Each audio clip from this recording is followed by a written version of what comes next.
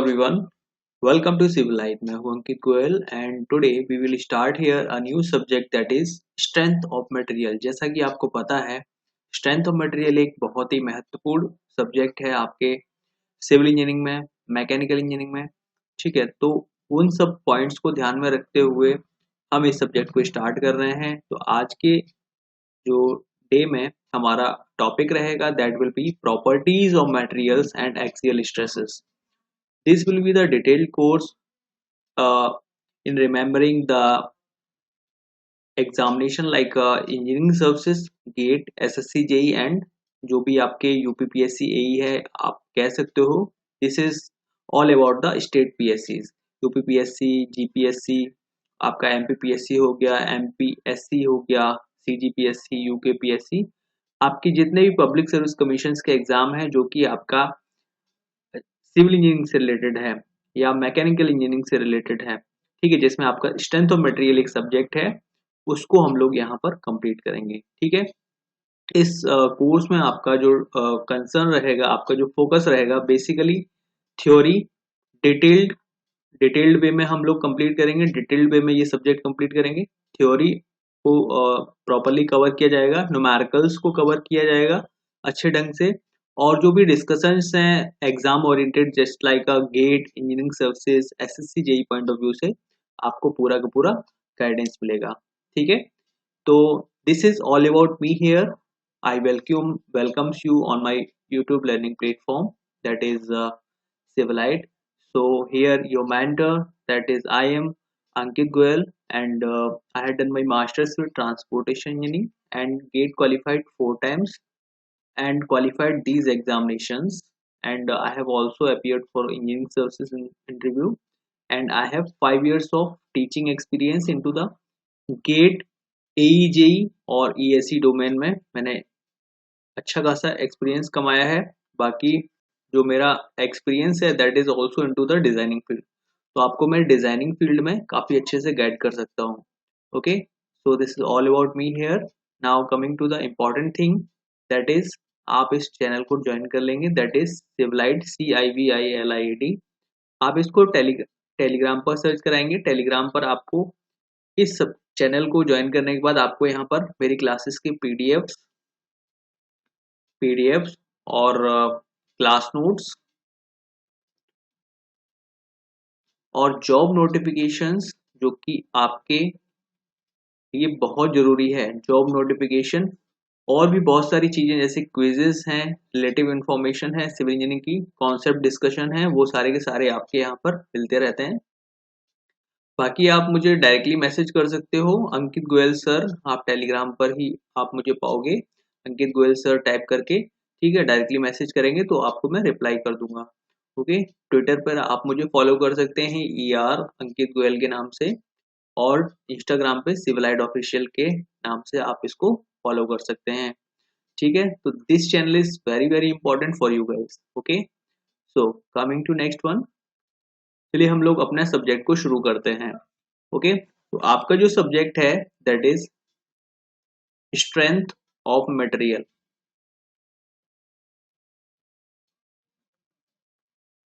That is very very important subject for the GATE point of view, engineering services point of view, और जो भी आपके exam है just like SSC, JE, आपका RRB JE हुआ, AE JE के जितने भी एग्जाम है, सबसे ज्यादा इंपॉर्टेंट सब्जेक्ट है.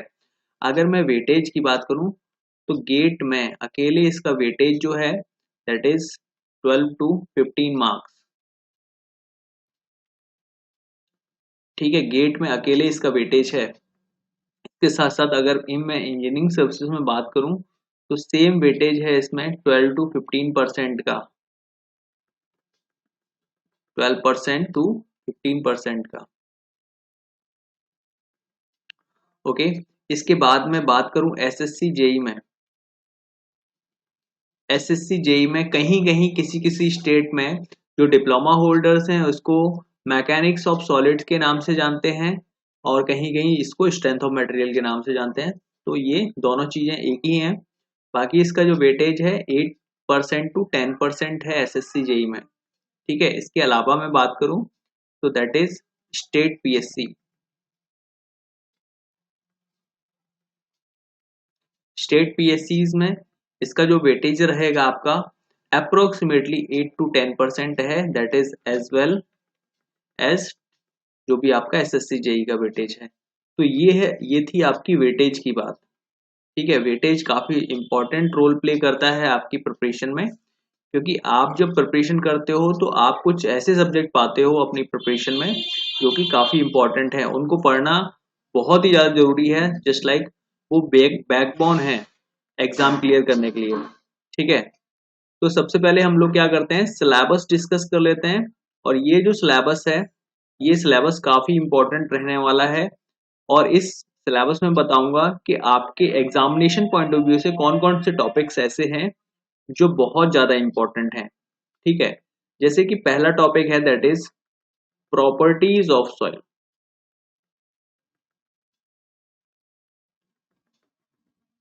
प्रॉपर्टीज ऑफ सॉइल, ठीक है, और एक्सियल स्ट्रेस, इसी के साथ हम पढ़ते हैं एक्सियल स्ट्रेसेस। ओके, इसके बाद जो हमारा अगला टॉपिक है that is bending movement, bending movement and shear force diagram। This is very very important topic.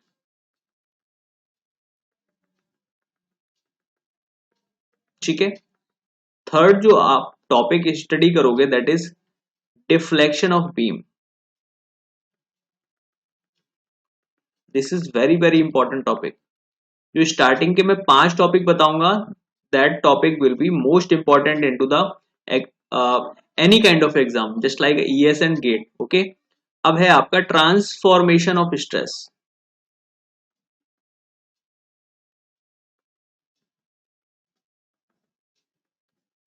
Transformation of stresses, और डायरेक्टली इसके साथ स्ट्रेन भी लिख लो, जो कि हम लोग साथ में डिस्कस कर लेंगे। फिर आपका जो 5th टॉपिक आता है that is called combined stresses. Combined stresses, ठीक है, जो ये आपके इनिशियल 5 टॉपिक्स हैं, इनको आप जितना स्टार मार्क करना चाहो उतना स्टार मार्क कर लो। 5 स्टार मैं मार्क कर रहा हूं बिकॉज ऑफ व्हाट, टोटल ये 5 स्टार टॉपिक्स हैं, मतलब ये जो टॉपिक हैं 5 स्टार टॉपिक हैं। Okay, now coming to another part that is 6th topic रहेगा जो आप पढ़ोगे that is bending stresses.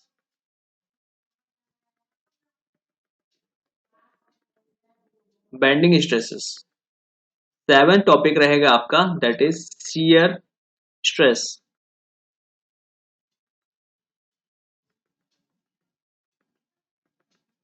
Okay, अगला टॉपिक रहेगा that is torsion, torsion of shaft, torsion of shaft. Okay, torsion of shaft. Okay, इसके अलावा जो हमारे टॉपिक रहेंगे, अगले टॉपिक रहेंगे, okay, that is here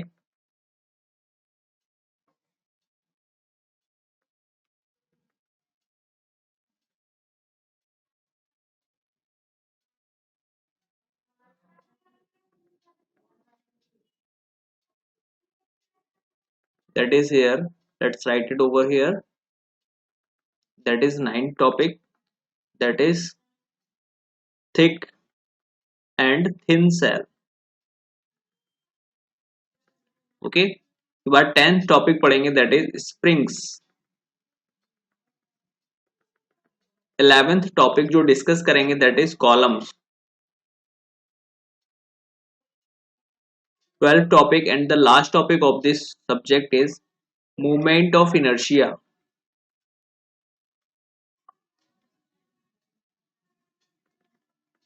movement of inertia, ठीक है। अभी ये हम लोग देख रहे हैं कि जो आपके बचे 3 सब्जेक्ट थे, ये आपके, आप मार्केट कर लो इसको 3 स्टार टॉपिक्स। अगर आप स्ट्रेंथ ऑफ मटेरियल पढ़ रहे हो तो स्टार्टिंग के 5 टॉपिक हैं, जितने इंपॉर्टेंट हैं इतना कुछ भी इंपॉर्टेंट नहीं है।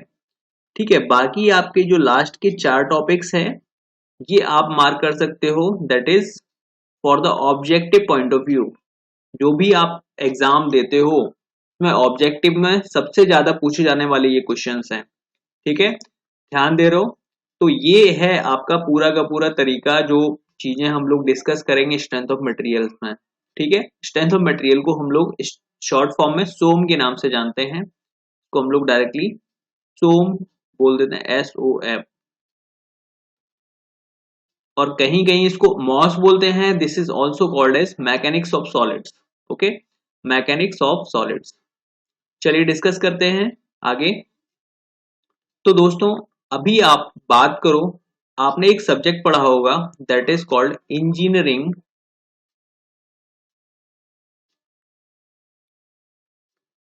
Engineering mechanics.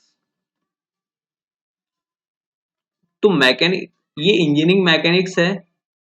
Why it is some different from this strength of material? Because दोस्तों जब आपने इंजीनियरिंग मैकेनिक्स पढ़ा होगा तो आपने केवल फोर्सेस की बात करी होगी दोस्तों।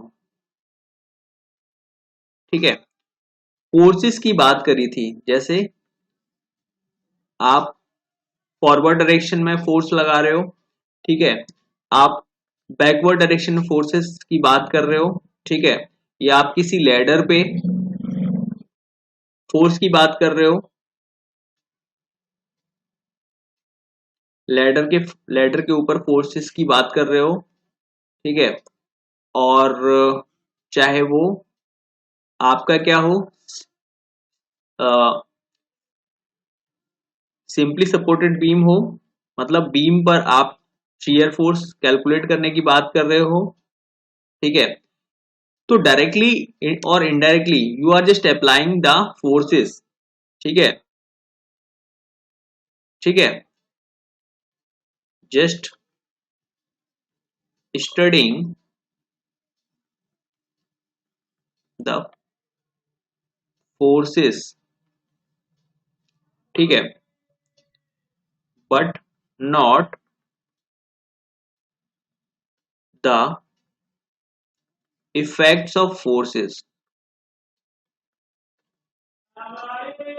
इफेक्ट्स ऑफ फोर्सेस की हम बात नहीं कर रहे थे यहां पर दोस्तों। इफेक्ट्स ऑफ फोर्सेस में क्या आ जाएगा, जैसे कि डिफॉर्मेशन। जब हमने किसी बॉडी के ऊपर फोर्स अप्लाई किया, तो फोर्स अप्लाई करने के बाद हमारा बॉडी जो है डिफॉर्म हो गया, डिफ्लेक्ट हो गया, उसकी बात नहीं कर रहे थे। ठीक है, उसकी हमने बात नहीं करी थी। इसको और थोड़ा सिंप्लीफिकेशन कर लो, सिंप्लीफाई करके लिख सकते हो, हम लोग डिफॉर्मेशन की बात नहीं कर रहे थे, केवल एप्लीकेशन ऑफ फोर्सेस की बात कर रहे थे, right, but not the deformation, deflection, deflection. या फिर हम जब फोर्स अप्लाई कर रहे थे, कोई बॉडी में बेंडिंग आ रही थी, तो बेंडिंग की हमने बात नहीं करी थी वहां पर। हमने केवल बात करी थी क्या, हमने बात करी थी केवल फोर्स और उनके एप्लीकेशंस की। ठीक है, अब यहां पर ये डिफरेंस बहुत काफी होता है इस चीज को समझने के लिए। अब हम लोग बात करते हैं little bit about the strength of material.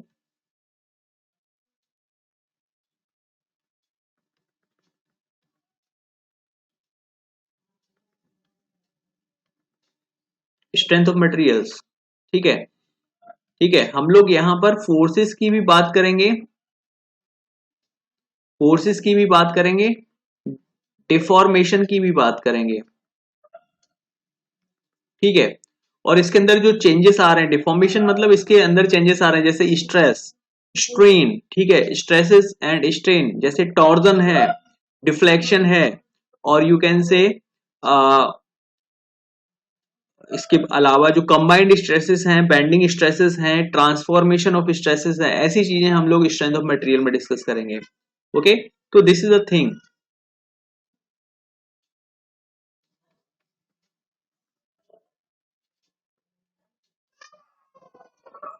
Okay, forces and deformations will be discussed in this course. In this course, ठीक है, in this course। अब हम लोग दोस्त समझ लेते हैं कि स्ट्रेंथ होता क्या है। हम लोग समझ लेते हैं कि व्हाट इज स्ट्रेंथ। स्ट्रेंथ होता क्या है, स्ट्रेंथ को आप क्या, स्ट्रेंथ से आप क्या समझते हो, ठीक है, स्ट्रेंथ से आप क्या समझते हो, स्ट्रेंथ से आप क्या समझते हो। स्ट्रेंथ का सिंपल एक मीनिंग होता है दोस्त ये कि it is the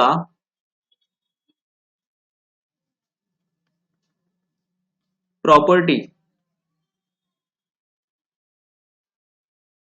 property under which,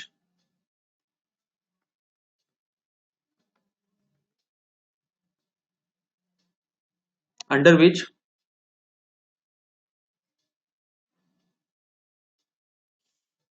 body shows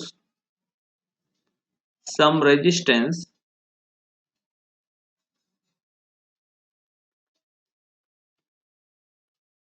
body shows some resistance against,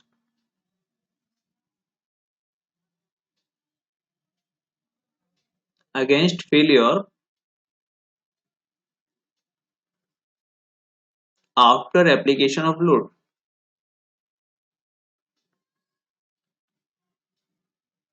after application of load, इसको कैसे कनेक्ट करोगे, देखो समझो यहां पर, जैसे आपने क्या किया,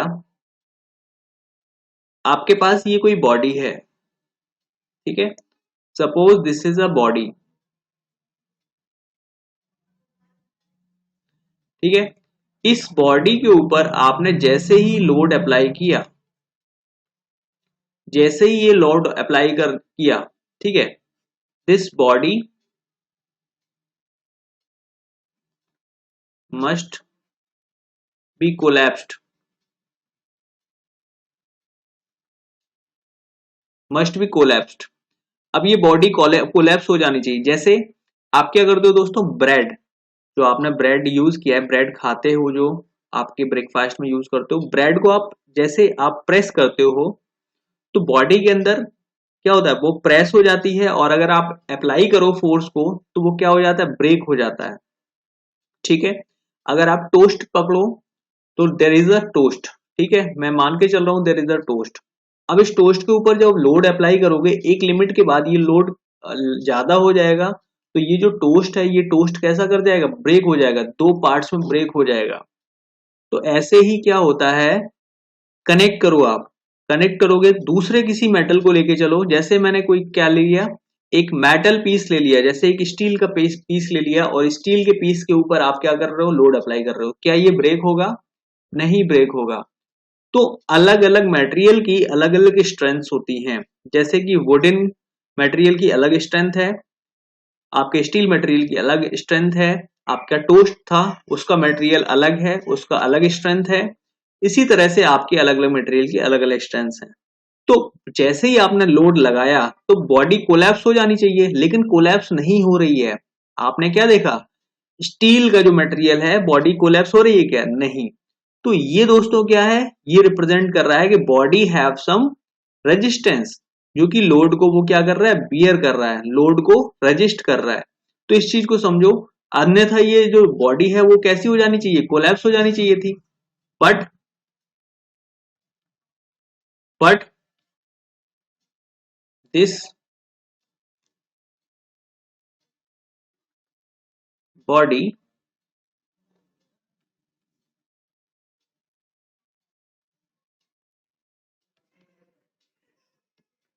but this body showing some resistance against load, yes or no, against load, ये कोलैप्स नहीं हो रहा है, ठीक है, इसलिए ये क्या है, ये इसकी स्ट्रेंथ को रिप्रेजेंट कर रहा है। आ रही बात समझ में, स्ट्रेंथ को रिप्रेजेंट कर रहा है, that is why we are going to study here. हम यहाँ पर सिविल इंजीनियरिंग पढ़ रहे हैं। अब इस सिविल इंजीनियरिंग में आपको क्या करना होता है, आपको कुछ मटेरियल्स की जरूरत पड़ती है, आपको कुछ मटेरियल्स की जरूरत पड़ती है, जैसे कि आरसीसी, स्टील, ब्रिक,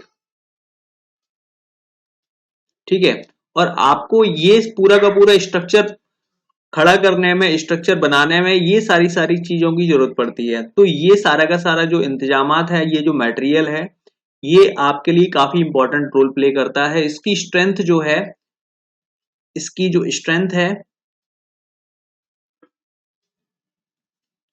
वो वेरी इंपॉर्टेंट प्रॉपर्टी है, क्योंकि हम जो स्ट्रक्चर देख रहे हैं उसका एक पर्टिकुलर स्ट्रेंथ है, उस पर हम लोग क्या कर रहे हैं, लोड अप्लाई कर रहे हैं, हम लोग फ्लोर्स बना रहे हैं, हम मल्टी स्टोरी बिल्डिंग बनाते हैं। और मल्टी स्टोरी बिल्डिंग के बाद आप देखते हो कि जो नीचे के जो फ्लोर्स होते हैं उन पर बहुत ज्यादा लोड होता है। तो वो लोड कैसे रजिस्ट होगा? आप जब मटेरियल के अंदर स्ट्रेंथ नहीं होगी तो रजिस्ट होगा क्या? नहीं रजिस्ट होगा।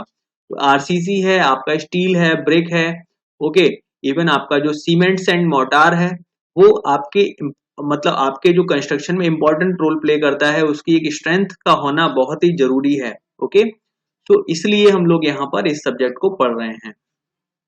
Clear to you? तो बात करते हैं अब हम इसकी properties of metals and axial stresses की। Properties of metal and axial stresses की। Clear to you?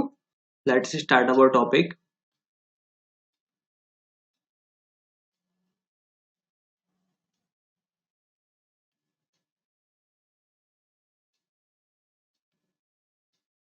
Properties of materials.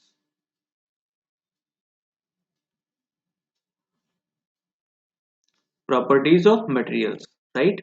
So let's discuss about the topic. Okay, तो आपकी कुछ मैकेनिकल प्रॉपर्टीज होती हैं जिनको हम डिस्कस करेंगे सबसे पहले।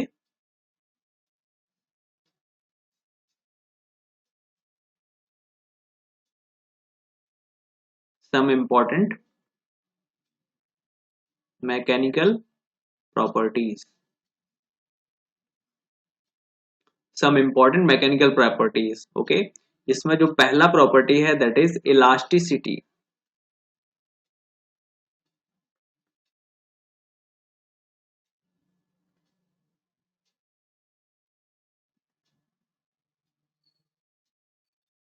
ठीक है, that is your first property, that is elasticity.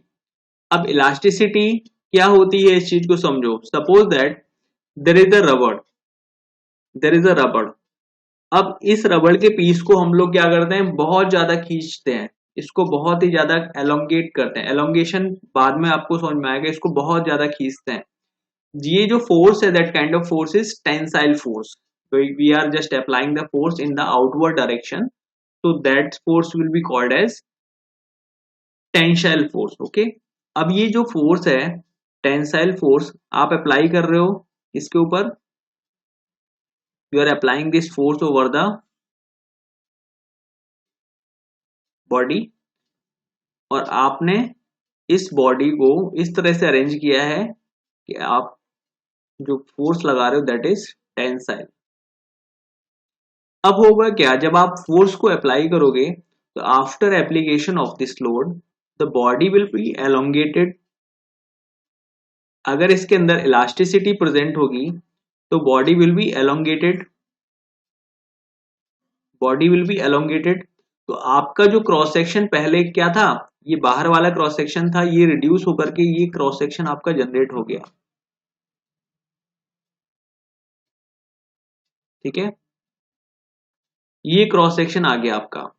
अब ये जो क्रॉस सेक्शन आया है ये नया क्रॉस सेक्शन होगा।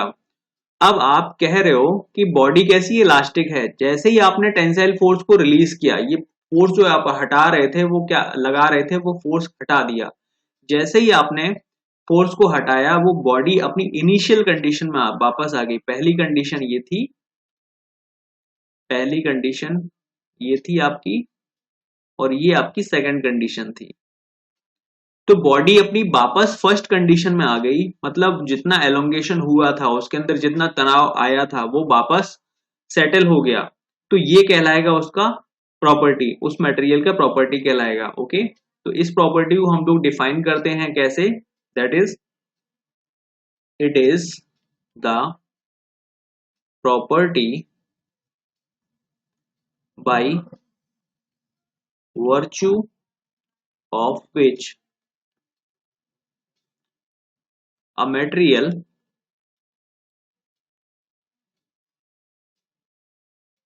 deformed under the load under the load uh, under the load is enabled returned to its original dimension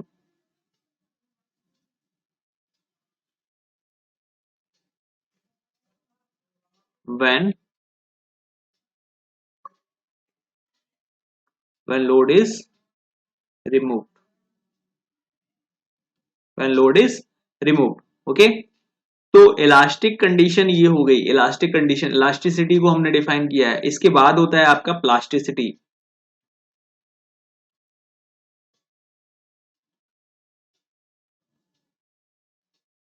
plasticity plasticity क्या होता है? It is the property of material by which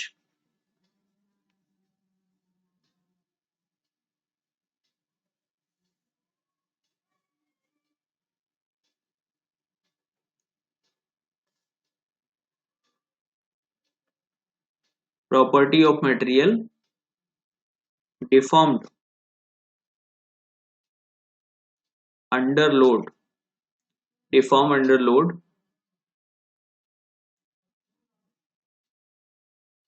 and does not comes into their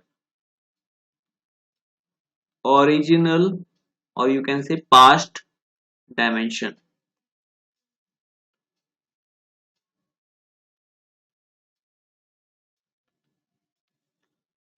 कहने का मतलब ये है कि हमने किसी बॉडी के ऊपर लोड अप्लाई किया और लोड अप्लाई करने के बाद उसमें जो एलोंगेशन आगे आया वो एलोंगेशन कैसा हो गया? परमानेंट हो गया। मतलब आप पहले कंडीशन देख रहे थे कौन सी? फर्स्ट वाली कंडीशन देख रहे थे, तो आपने जो भी लोड अप्लाई किया तो आपका सेकंड वाला कंडीशन जनरेट हो गया, और सेकंड वाला कंडीशन जनरेट होने के बाद आपने लोड इतना लगाया है कि वो वापस अपनी ओरिजिनल कंडीशन में वापस नहीं गया। मतलब लोड लगाने के बाद जब आपने छोड़ा तो वो अपना वापस कंडीशन में नहीं गया। ठीक है, जैसे आपने बचपन में क्या खाया है? आपने च्युइंगम खाया है, बूमर जिसे बोलते हैं। बूमर आपने देखा होगा, तो बूमर जब आप क्या करते हो, बहुत ज्यादा एलोंगेट कर देते थे तो वो अपनी ओरिजिनल कंडीशन में वापस नहीं आता था। और बचपन में आपने रबड़ देखा होगा, तो रबड़ को आप एलोंगेट करते थे, एलोंगेट करने के बाद जब छोड़ देते थे तो वो क्या वापस अपनी ओरिजिनल कंडीशन में आ जाता था। तो that is called elasticity. Plasticity वाला एग्जाम्पल है दैट इज बूमर। तो आपने इतना एलोंगेट किया कि वो अपनी ओरिजिनल कंडीशन वापस नहीं जा रहा है। ओके, तो ये कहलाएगा प्लास्टिसिटी। ये कुछ आपकी क्या है, इंपॉर्टेंट प्रॉपर्टीज हैं। ठीक है, चलिए बात करते हैं। अभी इलास्टिसिटी और प्लास्टिसिटी को बहुत अच्छे तरीके से मैं समझाऊंगा, क्योंकि आपको अभी पढ़ना है स्ट्रेस स्ट्रेन कर्व। ठीक है, stress strain curve. Ductility ductility क्या होती है? डक्टिलिटी दोस्तों होती है जैसे कि आप किसी बॉडी के ऊपर इतना लोड लगाओ कि आप उसको वायर में कन्वर्ट कर लो। मतलब रिड्यूस्ड क्रॉस सेक्शन में आप उसको कन्वर्ट कर लो। रिड्यूस्ड क्रॉस सेक्शन में उसको कन्वर्ट कर लो। ठीक है, और वो बॉडी फेल भी ना हो। समझ में आ रहा है? वो बॉडी फेल भी ना हो, तो ये कहलाएगा आपका डक्टिलिटी। डक्टिलिटी, ठीक है, तो ये क्या है डक्टिलिटी? ये टेंसाइल फोर्स ही लगाया है आपने। It is the property of material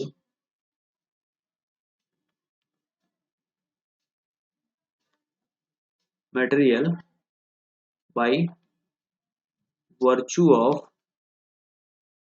which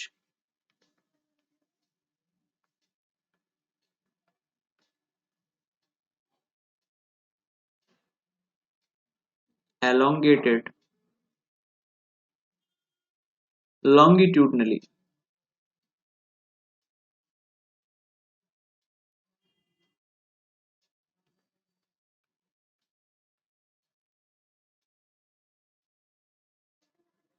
which elongated longitudinally and converted into wires.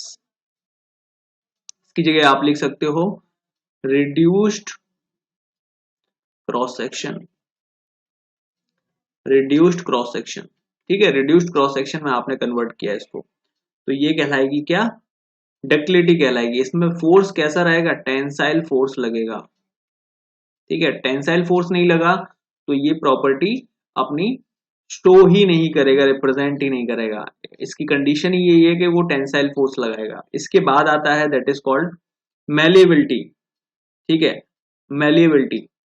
अच्छा, इसका एग्जाम्पल अगर देखना चाहो तो डक्टिलिटी का एग्जाम्पल जो सबसे अच्छा डक्टाइल मटेरियल है दैट इज माइल्ड स्टील। ठीक है, माइल्ड स्टील। फिलहाल हम लोग बात कर रहे हैं किसकी, बात कर रहे हैं अगला that is malleability. Malleability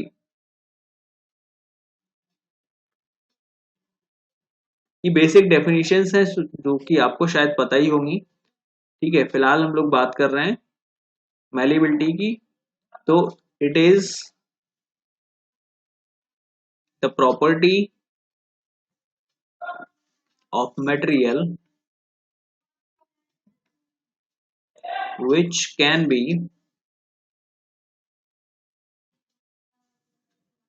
converted into sheets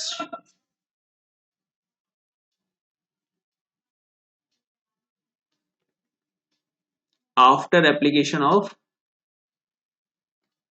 loads। मतलब आपने क्या किया, लोड इतना लगाया कि जो आपके पास कोई एक ये कोई क्रॉस सेक्शन का मटेरियल था, मेटल पीस था।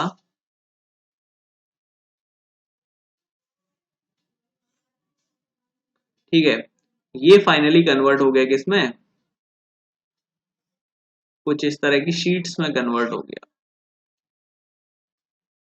कुछ इस तरह की शीट में कन्वर्ट हो गया। ठीक है, कुछ इस तरह की शीट में कन्वर्ट हो गया।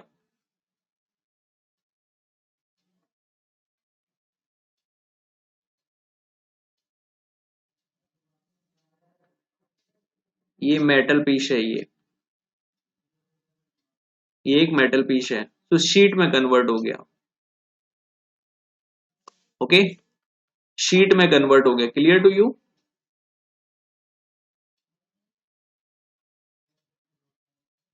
तो ये कहलाएगा आपका मैलिबिलिटी। ओके, ठीक है, बाकी बात करते हैं आगे। अगला प्रॉपर्टी रहेगा दैट इज कॉल्ड हार्डनेस। बहुत ही अच्छी प्रॉपर्टी है ये हार्डनेस, और हार्डनेस की बहुत ज्यादा बात होती है। ठीक है, जो डायमंड है द मोस्ट हार्डनेस, मतलब मोस्टली हार्ड मटेरियल है ये। ठीक है, जब हम बीएमसी पढ़ते हैं तो अलग अलग जैसे क्वार्ट्ज हुआ, फेल्सपर हुआ, आपका डायमंड हुआ, ओके, ग्रेनाइट हुआ, इसकी हार्डनेस की बात होती है। ओके, फिलहाल हम लोग यहाँ पर हार्डनेस की बात कर रहे हैं, तो हम लोग डायरेक्टली लिखेंगे स्क्रैच रेजिस्टेंस ऑफ मेटल। ठीक है, ये कहलाता है आपका हार्डनेस। ओके, हम लोग क्या करते हैं, जैसे हमारे पास हार्ड मेटल है, जैसे आप क्या करते हो तो मोबाइल के ऊपर टेम्पर्ड यूज करते हो, टेम्पर्ड ग्लास यूज करते हैं, या फिर जो हैमर वगैरह होते हैं ये यूज करते हैं, एक स्क्रीन यूज करते हो that is above the mobile screen. तो उस स्क्रीन के ऊपर आप क्या करते हैं, अगेन अगेन नेलिंग करते हैं, तो वो नेलिंग को रजिस्ट करता है, उसको स्क्रैच को रजिस्ट करता है, that is why this is tempered glass. तो मटेरियल जो है दैट इज हार्ड। ओके, अगर मैं बात करूं कि आप किसी क्या करते हो, ब्रिक के ऊपर जाते हो, उसके ऊपर नेलिंग करते हो, तो नेलिंग में निशान नहीं पड़ना चाहिए। नेलिंग में अगर निशान पड़ गया तो वो हार्ड कम है, और निशान नहीं पड़ रहा है तो वो हार्ड है, और निशान पड़ रहा है तो वो कम हार्ड है। Okay, that is the thing. जैसे आप क्या करते हो, डायमंड के ऊपर नेलिंग करोगे तो नहीं पड़ेगा, स्टील के ऊपर नेलिंग करोगे तो नहीं पड़ेगा। शायद अगर आप कोई कोई वुड आप लोगे तो वुड के ऊपर निशान पड़ सकता है। ओके, तो नेलिंग से आपका डिफाइन होगा कि बॉडी कितनी हार्ड है। तो स्क्रैच रेजिस्टेंस जितना ज्यादा होगा, उसका हार्डनेस उतना ज्यादा होगा। Clear to you?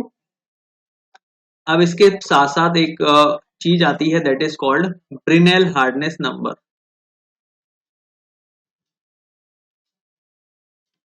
ब्रिनेल ने क्या किया था, एक हार्डनेस नंबर दिया था, ब्रिनेल्स हार्डनेस नंबर। ब्रिनेल ने क्या किया था, एक हार्डनेस नंबर दिया था, ब्रिनेल ने एक हार्डनेस नंबर दिया था। ठीक है, ब्रिनेल का हार्डनेस नंबर क्या है, that is P upon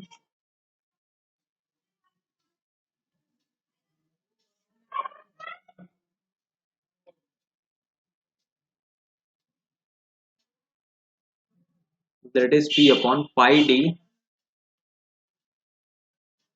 D by two with in bracket capital D minus under root of capital D square minus small D square. ठीक है, ये एक बहुत ही बेहतरीन फॉर्मूला है, इसका हम लोग जनरली यूज करते हैं कभी कभी। ठीक है, फिलहाल हम लोग यहाँ पर जो बात करेंगे that is about the hardness. ठीक है, हार्डनेस के अलावा आपकी जो अगली प्रॉपर्टी होती है that is called creep. Creep, ठीक है, क्रीप। क्रीप क्या होता है, क्रीप को समझिए। क्रीप होता है,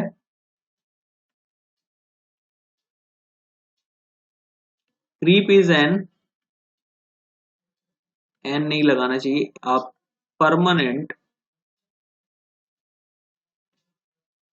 deformation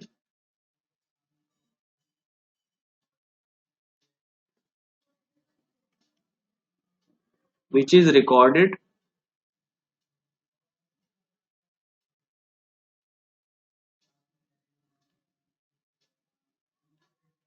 with passage of time, with passage of time। ठीक है, with passage of time, और लिख सकते हो आप at constant loading, at constant loading. ठीक है, at constant loading. Okay, clear to you? आप इसको प्लास्टिक डिफॉर्मेशन,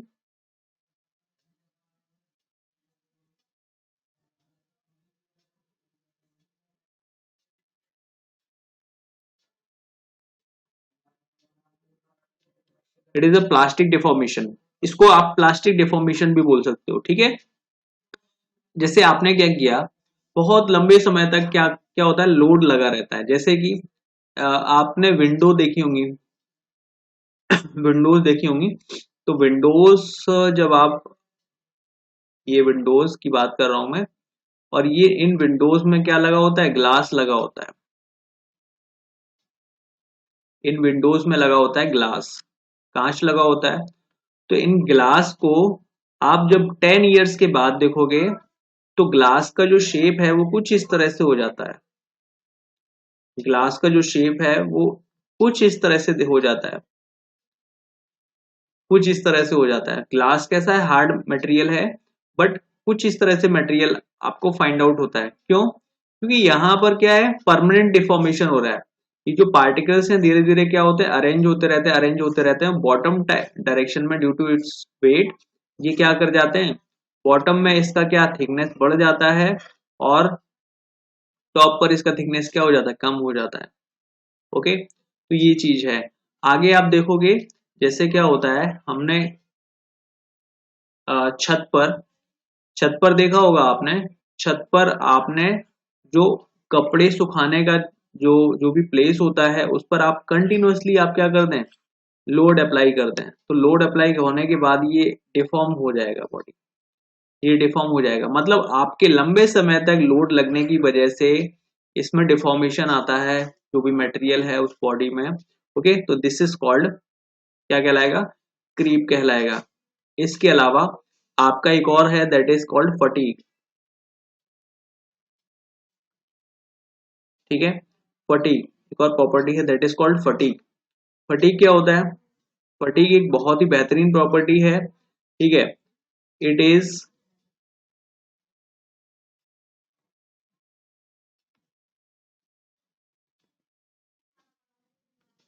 डायरेक्टली लिखो, fatigue caused due to cyclic loading, cyclic loading. ठीक है, और आप इसको बोलते हो रिवर्स्ड लोडिंग। जैसे आप क्या करते हो, आपके पास वायर है, वायर मतलब वायर बार बार आप क्या करोगे, इधर से उधर किसी पॉइंट से मोड़ोगे तो उसमें क्या आ जाएगा, एक फेलियर आ जाएगा। तो ये क्या क्या होगा, एक साइक्लिक लोडिंग या फिर आपका रिवर्स साइक्लिक लोडिंग की वजह से ये आपको देखने को मिलता है। Clear to you? Clear to you? Tough, ये हो गया फटीग। इसके बाद होता है टफनेस। टफनेस, टफनेस क्या होती है?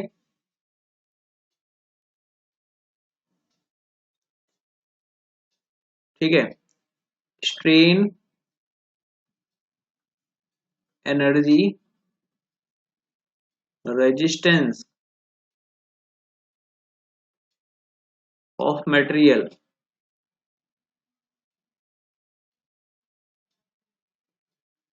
Under any impact loading. ठीक है, इम्पैक्ट लोडिंग, जैसे आपने देखा कि आपके पास एक कांच की खिड़की लगी हुई है, और कांच की खिड़की में आपका मन कर रहा है पत्थर मारने का। तो आपका मन जो है बहुत बेहतरीन काम करने की कोशिश कर रहा है, तो आप क्या करोगे, पत्थर मार दोगे। लेकिन वो पत्थर जाकर कांच में न लग करके, कांच में न लग करके साइड से जो वॉल था उसमें लग गया। तो आपका प्लान जो था वो बिल्कुल चौपट हो गया, आपसे निशाना भी नहीं लगा। तो उस कंडीशन में क्या होगा, आपका जो जो वॉल है, वॉल का जो मटेरियल है that will be show more toughness, that will show the more toughness. और अगर शीशे में लगता तो शीशा टूट जाता, तो शीशा टूटता तो वो क्या कहलाएगा, वो टफ नहीं कहलाएगा, वो कहलाएगा ब्रिटल कहलाएगा। फिलहाल हम ब्रिटलनेस की बात नहीं करेंगे, फिलहाल हम लोग टफनेस की बात करेंगे। मतलब हमने एकदम से फेक करके कुछ लोड लगाया और वो रेजिस्ट हो गया। जैसे वुडन के पीस में आपने क्या किया, पत्थर मारा तो वो टूटेगा नहीं, लेकिन कांच में मारोगे तो टूट जाएगा। तो टफ कौन सा हुआ, टफ होगा लकड़ी का जो चीज है जिसमें आपने पत्थर मारा। उसके अलावा आप किसी कॉर्क की जगह पर मारो या फिर किसी आप किसी दूसरी जगह पे मारो, तो वो अपनी अपना फेलियर ना दिखाए, अपना फेलियर ना दिखाए। जैसे आपने कोई चीज फेंक के मारी, तो अगर वो फेल हो गया, जिस चीज में मारा वो फेल हो गया, वो टूट गया, तो वो क्या होगा, वो टफ नहीं होगा। अगर वो रजिस्ट कर ले गया तो वो टफ हो गया। तो ठीक है, तो ये है आपकी प्रॉपर्टी टफनेस की। ठीक है, आ रही समझ में? फटीग हो गया, टफ हो गया। ठीक है, टफ हो गया। अब इसके बाद हो गया, देखते हैं रेजिलियंस, एक प्रॉपर्टी और होती है that is called resilience.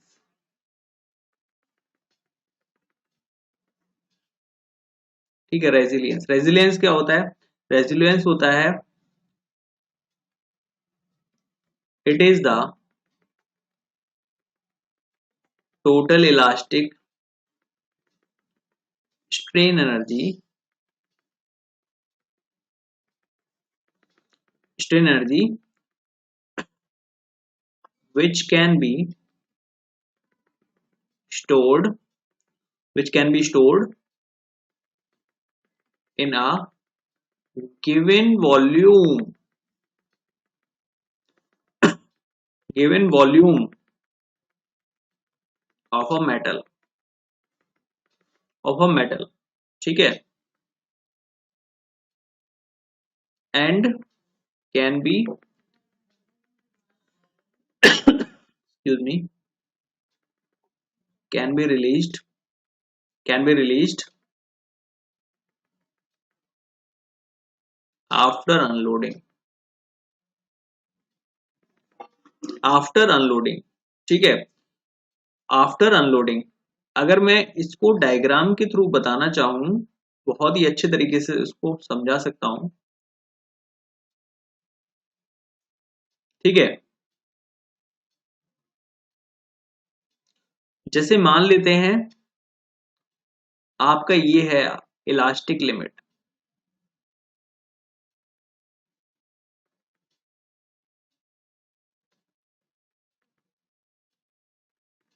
Elastic limit,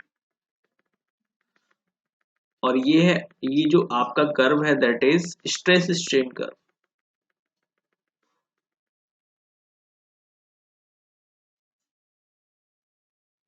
stress strain curve से आप एक काम करो, लोड डिफ्लेक्शन कर्व बोल दो,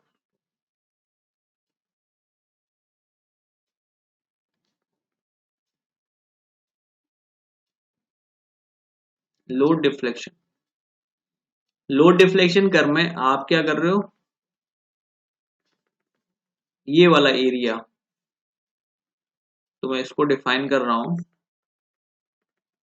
एरिया अंडर लोड डिफ्लेक्शन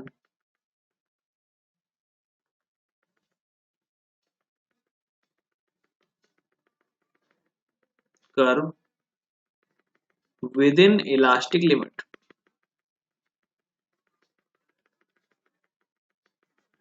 ये कहलाएगा आपका रेजिलियंस, ठीक है। ये कहलाएगा आपका resilience. Okay, clear to you, resilience कहलाएगा। अब बात कर रहे हैं, बहुत हमने बातें सुन ली, अब हम लोग बात करते हैं स्ट्रेस की, ठीक है। बाकी हम जो डेफिनेशंस हैं बाकी आगे पीछे हम लोग डिस्कस कर लेंगे। स्ट्रेस डिफाइन करते हैं, ठीक है। स्ट्रेस क्या होता है, स्ट्रेस होता है आपका internal resistance of material, internal resistance of material, ठीक है, ठीक है। जैसे कि स्ट्रेस को हम लोग सिग्मा से डिनोट करते हैं, ये होता है P, या फिर R से बनाओ, R अपॉन A। R जो है, R रिप्रेजेंट करेगा इंटरनल रेजिस्टेंस को,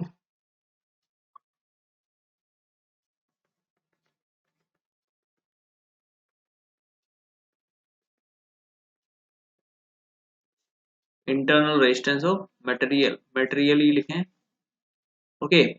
तो अगर मैं बात करूं सिग्मा बराबर R अपॉन A हो गया, तो इसको समझो पहले, सबसे पहले इसको समझने की जरूरत है,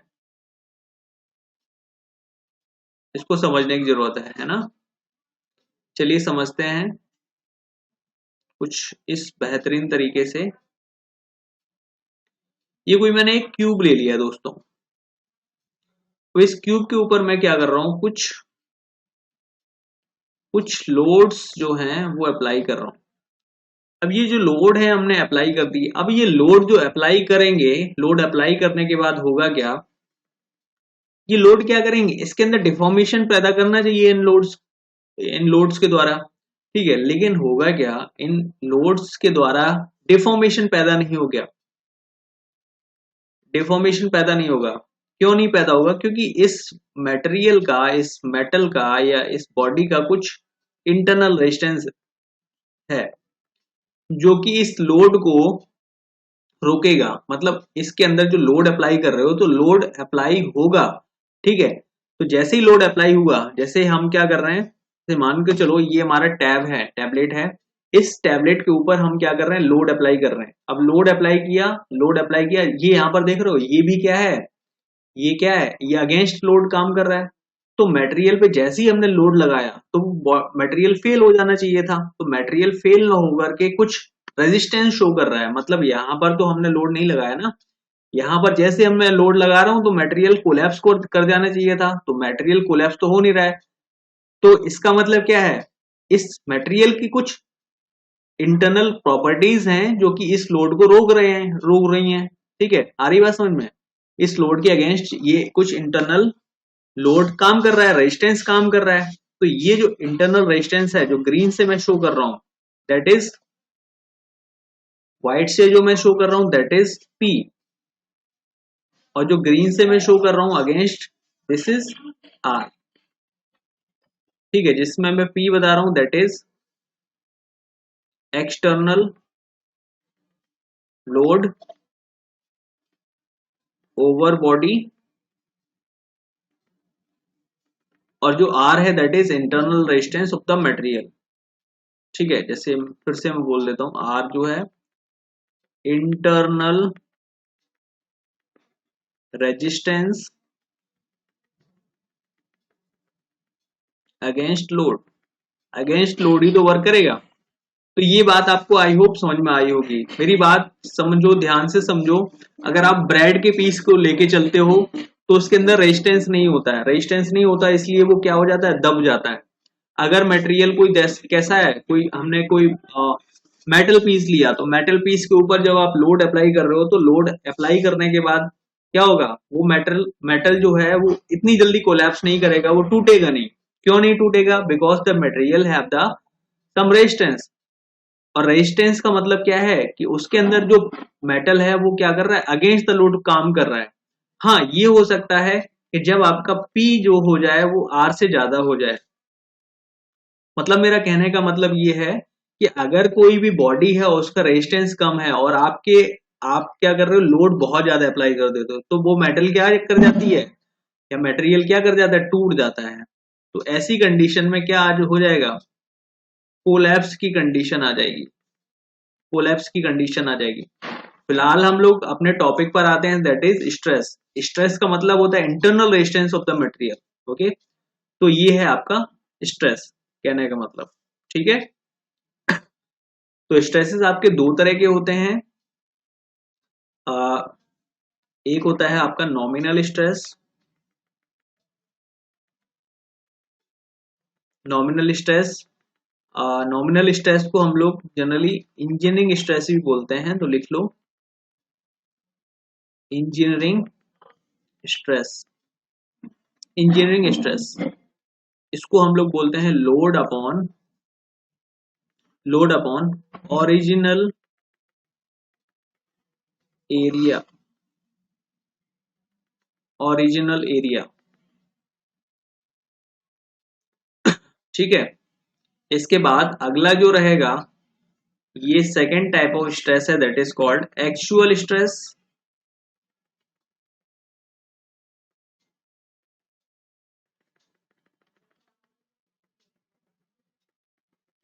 ट्रू स्ट्रेस। ठीक है, ये होता है आपका लोड अपॉन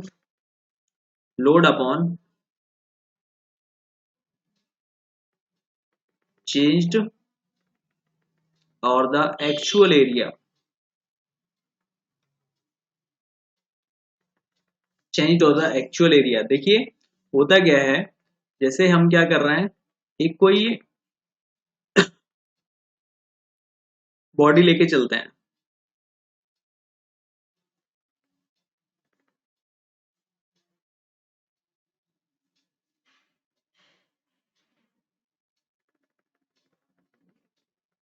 और इसके ऊपर हमने लगाया है लोड।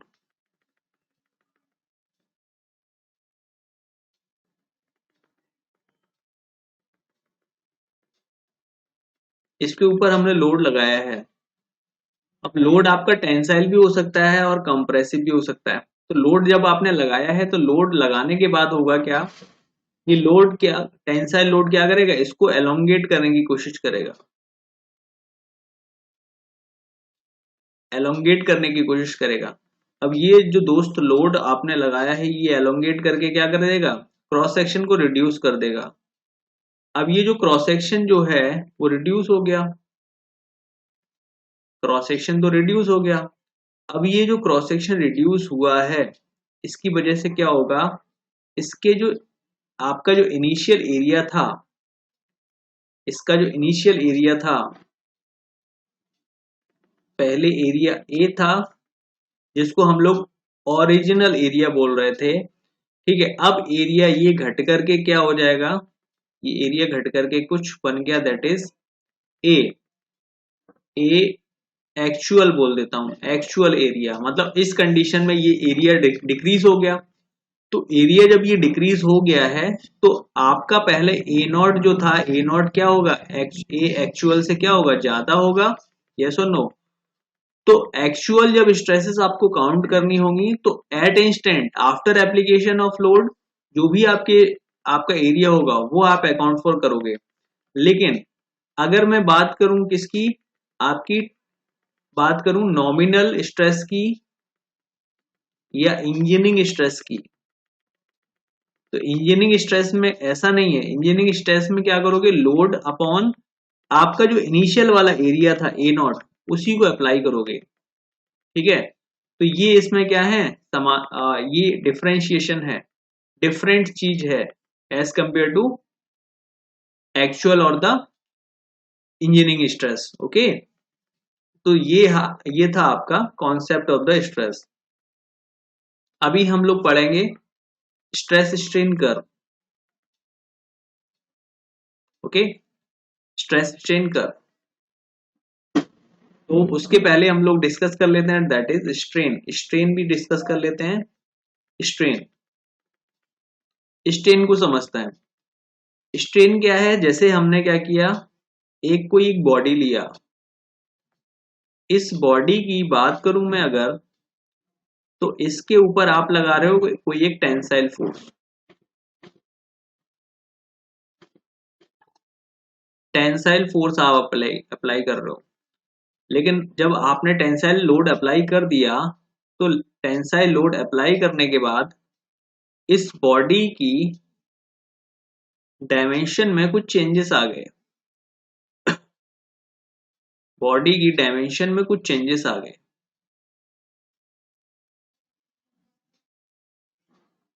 मतलब ये बॉडी जो है इनिशियल कंडीशन से कितनी लेंथ इसकी कुछ बढ़ गई, ठीक है। ओरिजिनल लेंथ अगर मैं बात करूं कि एल था, तो एल प्लस ये कितना हो गया, डेल्टा हो गया।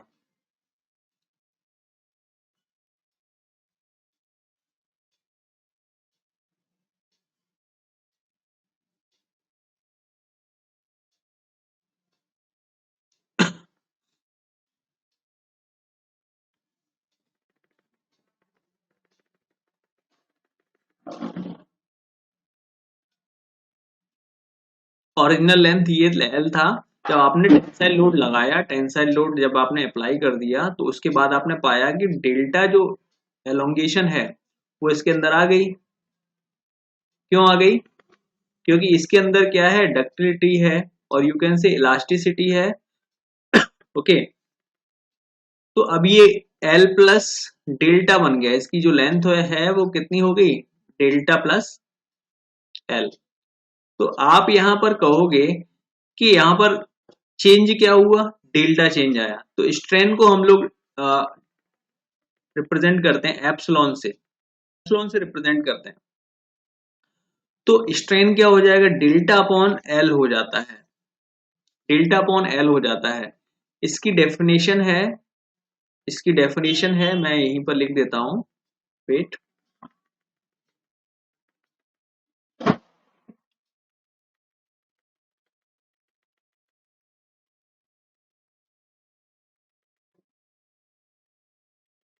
स्ट्रेन होता है change in length upon original length.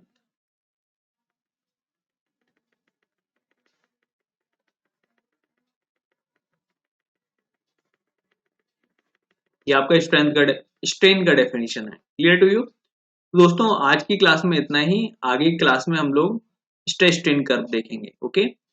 Channel को सब्सक्राइब जरूर करिएगा जिससे कि आपको मेरे क्लासेस के नोटिफिकेशंस मिलते रहें, ओके। काम के लेक्चर्स आते रहेंगे, पढ़ते रहिएगा, बढ़ते रहिए, एंजॉय करिए क्लासेस को, ठीक है। कोई कंटेंट की जरूरत हो आप मुझे बेफिक्र बताइए, बेझिझक बताइए। आपको मैंने अपने सोशल मीडिया कनेक्ट दे रखे हैं और अच्छे से पढ़िए, ठीक है। Thank you very much for being here, bye bye, take care, जय हिंद।